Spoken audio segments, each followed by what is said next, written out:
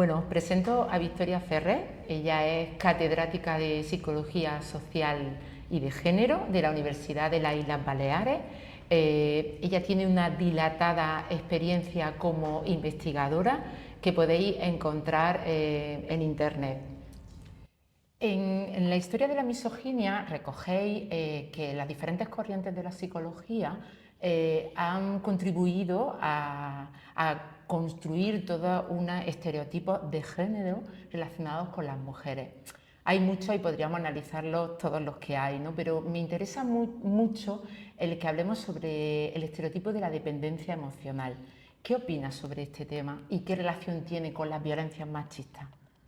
A mí es un concepto que no me gusta en absoluto. Me parece que es una combinación entre la banalización de un tema que es realmente muy relevante y al mismo tiempo la inserción de un mito dentro del análisis de las violencias. En el caso de las violencias, de lo que estamos hablando es de personas que están absolutamente, bueno, de personas, de mujeres, estamos hablando de violencias contra las mujeres, de personas que están absolutamente sometidas y el maltratador en este caso utiliza de una forma verdaderamente aberrante lo que es una emoción tan potente como el amor y la maneja a su antojo para conseguir esa supeditación de la mujer, ¿no? O de las mujeres, por hablar en general. Entonces, hablar de dependencia emocional de alguna manera, aunque no lo digamos explícitamente, parece que devuelve la culpa a la mujer que está viviendo en una situación y de alguna manera la culpabiliza de que, bueno, de que sea, y perdón por lo cotidiano o por lo poco científico de la expresión, la culpabiliza de que se ha quedado enganchada de aquel señor y entonces que, bueno, que ella tiene en cierto modo un poco la culpa. Es, si me permites el símil, como cuando se habla en términos poco científicos y poco académicos también de las personas que están enganchadas a las drogas, como si fuera algo en lo que hay un puntito de vicio, no un elemento realmente complicado donde hay una adicción física, etc. Me refiero al tema de las drogas. Y en el caso de la violencia contra las mujeres, fundamentalmente de la violencia que ocurre en la pareja, es no tener en cuenta, bueno, lo que también nos explicó en su momento Leonor Walker sobre el ciclo de la violencia. Quiero decir, en realidad estamos hablando de un sistema de premios y de castigos que el maltratador maneja con verdadera maestría. Entonces, es eso lo que mantiene y supedita a las mujeres, no la culpa, no otros factores. Eso. Y a eso se le añade además, bueno, pues que el entorno social no siempre las comprende suficientemente. Se tiende a pensar bueno, que están ahí y que no hacen lo suficiente para salir de ahí, que no trabajan lo suficiente, como si fuera tan sencillo, ¿no? Entonces yo creo que es un tema delicado y es un tema en el que tanto desde la academia como desde los profesionales y las profesionales que estáis en el ámbito más de la intervención o en el ámbito más psicoterapéutico, tenemos que hacer un doble trabajo, por una parte con las mujeres, pero también un trabajo pedagógico hacia la sociedad, porque con lo complejo que es para ellas no podemos permitirnos culparlas además. Como también comentáis en la historia de la misoginia, el cumplir los mandatos de género nos enferma a las mujeres y ahí se refleja muy bien que hay una relación directa entre esos mandatos de género y los indicadores de los síndromes psicopatológicos que recogen los manuales de diagnóstico. Sí, tengo dos preguntas específicamente. Una es qué metodología y enfoque hay que incluir para romper esa relación directa y qué opinión te merecen los manuales de diagnóstico. A ver, yo creo que a los manuales de diagnóstico es verdad que yo trabajo más en el ámbito de la psicología social, no en el ámbito de la clínica. Es un tema que tengo que decir, un poquito abandonado, porque una no llega a todo. Yo te lo resumiría diciendo que les falta perspectiva de género y feminista. Yo creo que eso es fundamental y básico. Y esa perspectiva de género y feminista es necesario extenderla a todo aquello que hagamos. Yo suelo decir, y después hablaremos sobre eso en la charla, que hay como tres formas de abordar la realidad. Y cuando digo la realidad, tanto me refiero a la realidad de la investigación que podemos hacer en la academia, como de la intervención social, como de la propia terapia. Podemos abordar la realidad desde la ceguera de género, es decir, como si el género ni existiera, ni se le esperara, ni tuviera ninguna influencia. Podemos hacer lo que hacemos quienes trabajamos desde un punto de vista de la perspectiva de género y feminista, que es realmente colocar esa perspectiva en el centro de toda nuestra tarea. Yo comprendo que no todo el mundo va a hacer eso, porque, bueno, pues no todo el mundo trabaja a lo mejor los mismos temas, etcétera, pero lo que es ineludible absolutamente es que hagamos lo que hagamos, lo hagamos con sensibilidad hacia la perspectiva de género. Porque como seres humanos que somos, los condicionantes sociales, y el género es uno de esos condicionantes sociales, nos influyen.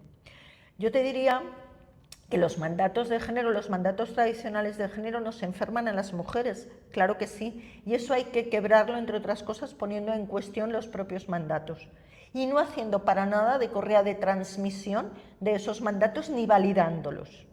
Pero que no se nos olvide en ningún momento que los mandatos de género que nos enferman a las mujeres también enferman a los hombres.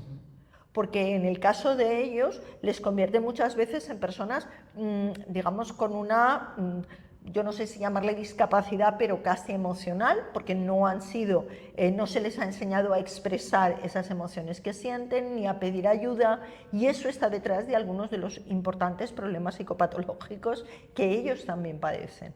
Entonces, de alguna manera, a todos y a todas, poner en cuestión, poner en el centro y cuestionar esos mandatos de género nos puede resultar muy saludable y nos puede resultar sanador. Y yo creo que eso es importantísimo tenerlo en cuenta. Ya digo, tanto desde la acción preventiva, que se puede hacer más desde la intervención social, como a nivel terapéutico y, por supuesto, a nivel de investigación, claro. Vale. Y ya por terminar, sí que me gustaría, nosotras desde la Comisión de Igualdad del Colegio de Psicología estamos haciendo mucha genealogía de las psicólogas con perspectiva de género. ¿Nos podrías nombrar tu genealogía, alguna de ellas, así como recomendaciones? Bueno, para mí, yo hay algo que para mí es muy como importante, y es que yo lo veo mucho. Mira, sin ir más lejos, ayer o anteayer estaba corrigiendo el trabajo de una estudiante, su trabajo final de grado, y ella ponía un montón de citas y referencias y tal de trabajos realizados en el mundo anglosajón, y yo le decía, pero no hay ningún trabajo que... Bueno, es que durante toda la carrera nos han explicado que lo importante era lo anglosajón.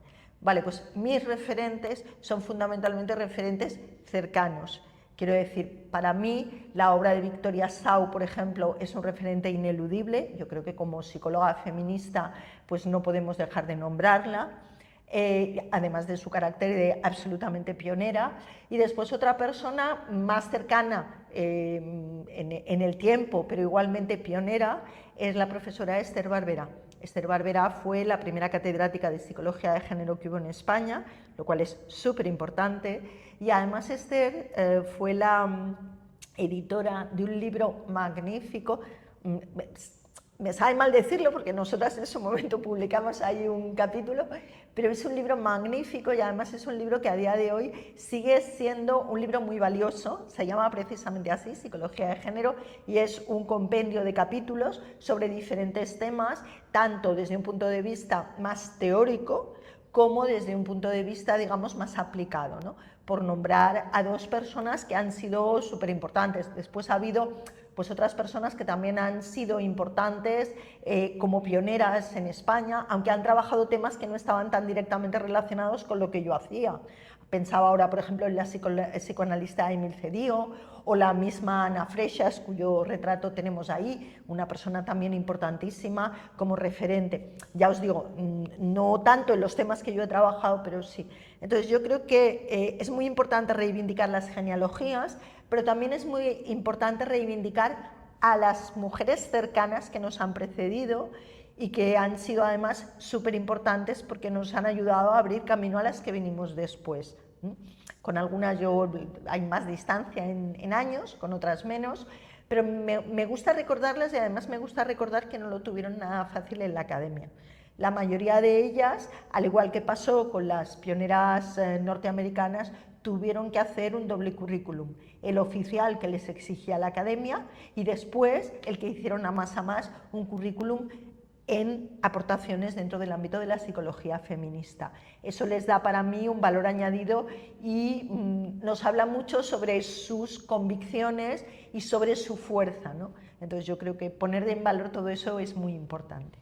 Bueno, vosotras habéis sido pioneras, tú junto con Esperanza Voz, en incluir una asignatura dentro de la universidad. ¿Por qué consideras que todavía la psicología con perspectiva de género es una asignatura pendiente en las universidades? Mira, yo en ese sentido soy muy crítica porque creo que perdimos una oportunidad de oro. Poco antes de que se implementara el Espacio Europeo de Educación Superior, lo que se llama Bolonia, lo que todo el mundo conocía por el modelo Bolonia, aunque a los jóvenes igual ya se les ha olvidado un poco, yo recuerdo que hicimos a instancias del Ministerio, creo que del Ministerio de Educación, si no recuerdo mal, estoy hablando allá por el año 2006, una reunión que se hizo en Madrid de mujeres que estábamos trabajando en diferentes ámbitos, no solo en psicología, pero hicimos una mesa de psicología para proponerle al Ministerio las bases de lo que sería una asignatura fundamental sobre la incorporación de la perspectiva de género a la psicología, la sociología, la educación. Había mesas para todos los ámbitos. Nosotras esa propuesta la llevamos tal cual a nuestro plan de estudios, a la creación del plan de estudios de la Universidad de las Islas Baleares, y tengo que deciros que tuvimos el enorme apoyo del que entonces era nuestro decano, que lo consideró una idea magnífica. Y además por una serie de coincidencias, porque ya sabéis que cuando se diseña un plan de estudios hay un tema que es el tema del poder, cuántos créditos se queda cada área, estas cosas que pasan, ¿no? Entonces había un hueco y el decano nos dijo, la colocamos aquí, y nosotras dijimos, vale, ahí va. Bueno, pues tenemos una asignatura de 6 créditos que está considerada como asignatura fundamental, es decir, todo el alumnado que hace psicología en nuestra universidad sí o sí cursa esa asignatura. Maravilla. Con el detalle además, y eso también os lo tengo que decir, que si vienen estudiantes de otras universidades para convalidar o continuar en nuestra universidad, vengan de donde vengan, esa asignatura siempre la tienen que hacer porque como no la han hecho en ningún otro lugar, entonces genial. Además, tenemos una asignatura en cuarto, una optativa, sobre violencia contra las mujeres. Pero eso es más frecuente, que haya asignaturas optativas, pues yo diría que en prácticamente todos los planes de estudios ahora hay alguna o más de una. Pero como asignatura fundamental yo creo que seguimos siendo las únicas. Sí. Y bueno, es cierto que nosotras veníamos de una trayectoria, nosotras en el año 97-98 propusimos una optativa que funcionó fenomenal y que también nos sirvió como aval para que cuando planteamos esta nueva, claro, uno de los argumentos, esto, si me permite, Seba, es como lo del fútbol femenino, ¿no? Un argumento es como no le interesa a nadie, pero claro, luego van, llenan el Camp Nou y se ve que interesa. Pues a nosotras nos pasó igual. El argumento esto no interesa era imposible porque tuvimos que cerrar en 450 estudiantes de toda la universidad que venían a la asignatura porque Esperanza y yo ya no dábamos para más. Pero claro, eso nos sirvió para decir, cuando pusimos la nueva asignatura, esto interesa. Y ahí está. Es para nosotras, además, es un gran orgullo y luego es algo que le vemos, y eso es muy importante, continuidad. Nuestros estudiantes, nuestras estudiantes ven esa asignatura en primero y esa idea de que la perspectiva de género existe, luego la trasladan. El otro día teníamos una reunión sobre las guías docentes y compañeros y compañeras de diferentes áreas comentaban, claro, es que a mí me vienen los estudiantes y quieren meter en mis trabajos lo de la perspectiva de género. No os preocupéis, si tenéis alguna duda, aquí estamos nosotras para resolver. Pero muy bien, porque les abre un mundo al alumnado, y eso es lo importante. Claro. Y ya por finalizar, ¿qué desafíos crees que tiene actualmente la psicología? Yo creo que los desafíos que tenemos actualmente son un poco los mismos que tiene la sociedad que nos rodea. Vivimos en sociedades profundamente desiguales, lamentablemente no salimos mejores del COVID, sino todo lo contrario, y esa desigualdad en algunos ámbitos está tomando carta de naturaleza. A mí eso me preocupa muchísimo. Y me preocupa muchísimo, llevado a nuestro terreno, cómo algunos jóvenes y especialmente algunos hombres jóvenes están asumiendo eso como lo normal. Consecuentemente, eso lleva a que consideren que pues, determinados segmentos de la sociedad, si están en una posición de desigualdad es porque se lo merecen, y intentan, a veces sin entender muy bien qué es lo que están haciendo, devolvernos a las mujeres al lugar de donde tanto nos ha costado salir y a donde evidentemente no estamos dispuestas a volver. Eso me preocupa mucho, porque eso es el germen de la violencia como se está viendo ahora mismo en las calles de Belfast, pero también de la violencia contra las mujeres. Y me preocupa mucho la reacción social al respecto. Soy consciente de que hemos avanzado mucho, vuelvo a decirlo, pero convivimos con situaciones o conviven al mismo tiempo situaciones que me preocupan. O sea, me preocupa, por ejemplo, que hace apenas unos días, creo que ha sido en Burgos, se ha producido una agresión grupal, una agresión sexual grupal contra una niña, y que haya quien diga que no pasa nada, porque al fin y al cabo levantarle la falda a una niña o tocarle el culo no es un problema. Esa es la cara amarga. Y después la otra cara es que acaba de pasar un cantante al que yo no conocía, tengo que confesar, pero al que varias mujeres han acusado de agresión sexual, pues se ha encontrado que la consecuencia inmediata ha sido que determinadas administraciones públicas que habían contratado con él conciertos han anulado los conciertos. Esa es un poco la respuesta que yo creo que tenemos que plantearnos como sociedad. Que convivan esas dos cosas significa que tenemos que seguir trabajando y que tenemos bastante trabajo por delante. Un placer, como siempre, escucharte, Victoria, y bienvenida. Gracias.